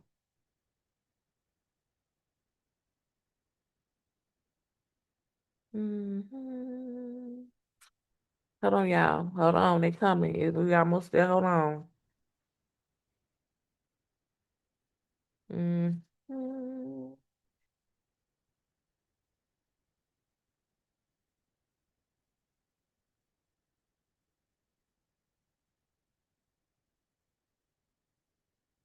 No, I did not know where my clothes are. It didn't close.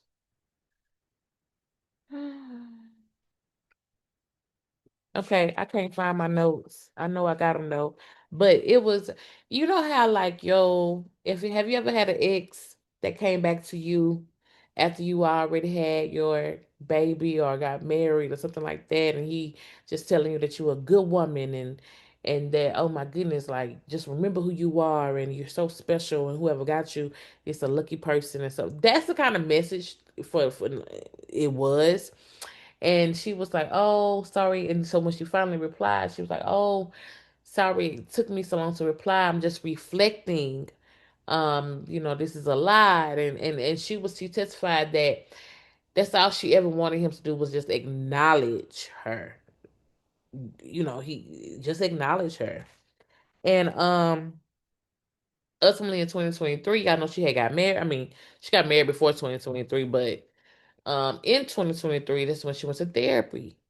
Because you know she had an opioid addiction. She talked about she was trying to film a video shoot back in, I guess, 2019, 2020, or whatever, and somewhere around like the 2020s or whatever, and she had a flashback.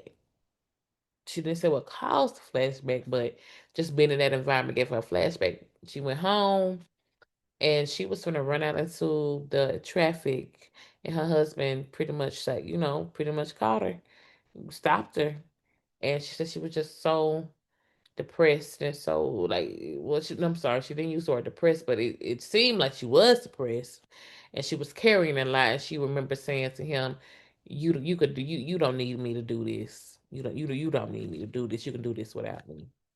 So that's something that happened to Cassie.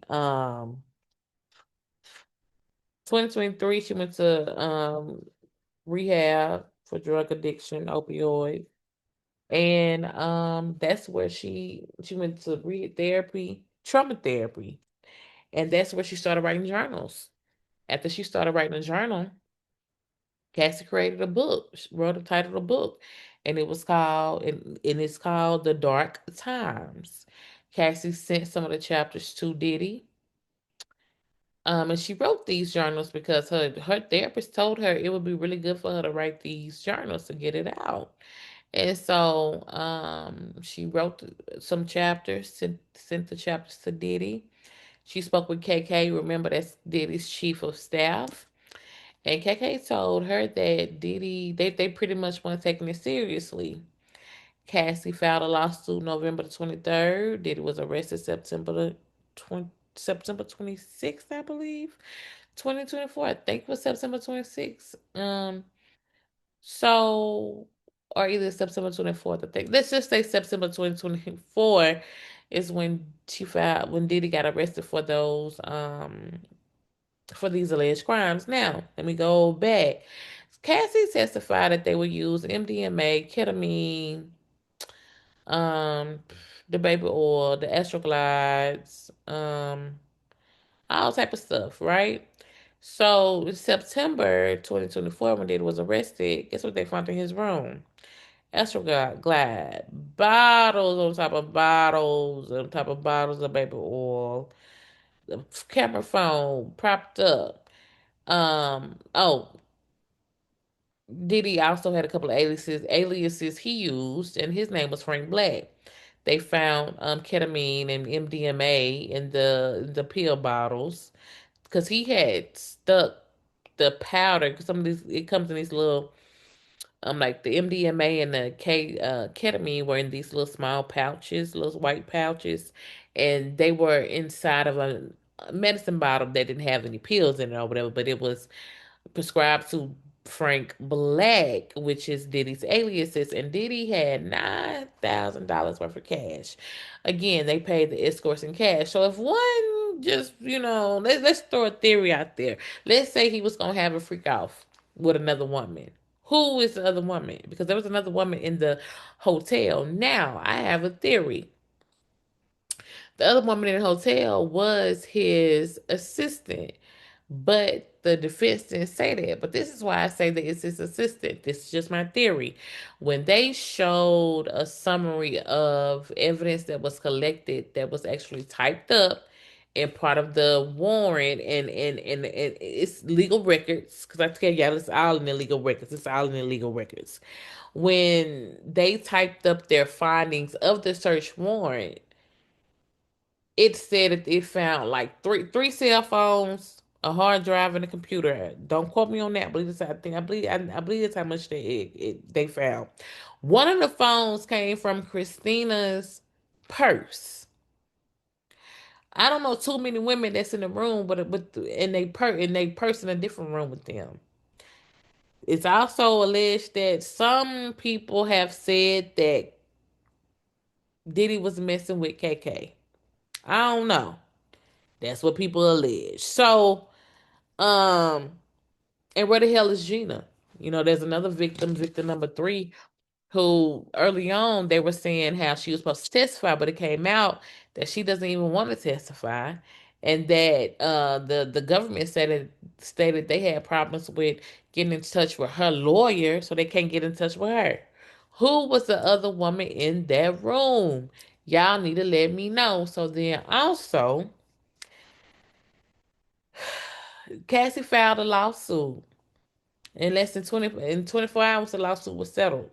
She paid $20 million when she reached out to him to read the book and to buy the rights of this book. So Cassie sent him copies of this book. He didn't take her seriously. It was journals of what she went through in the past. She requested 30 million. She turned she requested 30 million and he gave her 20 million. They settled. And she said on the stand, yeah, after I turned down what he offered me the first time. So then it came out that and I don't know why the defense asked this last, but it came out that she had settled a demand with the Intercontinental Hotel. So a demand is like, think of it like an informal lawsuit or whatever. You said somebody, hey, I demand you to pay me $1 million, and they'll pay you that $1 million. You can file a lawsuit, blah blah blah. You can go through it that way. So she wrote the book, sent it to him. KK, his chief of staff, said he wasn't taking it seriously, filed a lawsuit. Bam. Now she got the $20 million.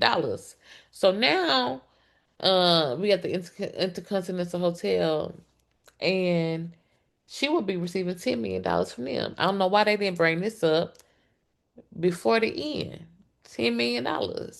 Um, and then Richard. And by that point, we done the Cassie done gave us her whole life story. It ain't really nothing else to talk about. So then I'm sorry, Don Richard gets on the stand, and she walks in real kind of tense. She got like a real tense look on her face. And she testified to a moment where Diddy's hold on, let me get my thoughts together.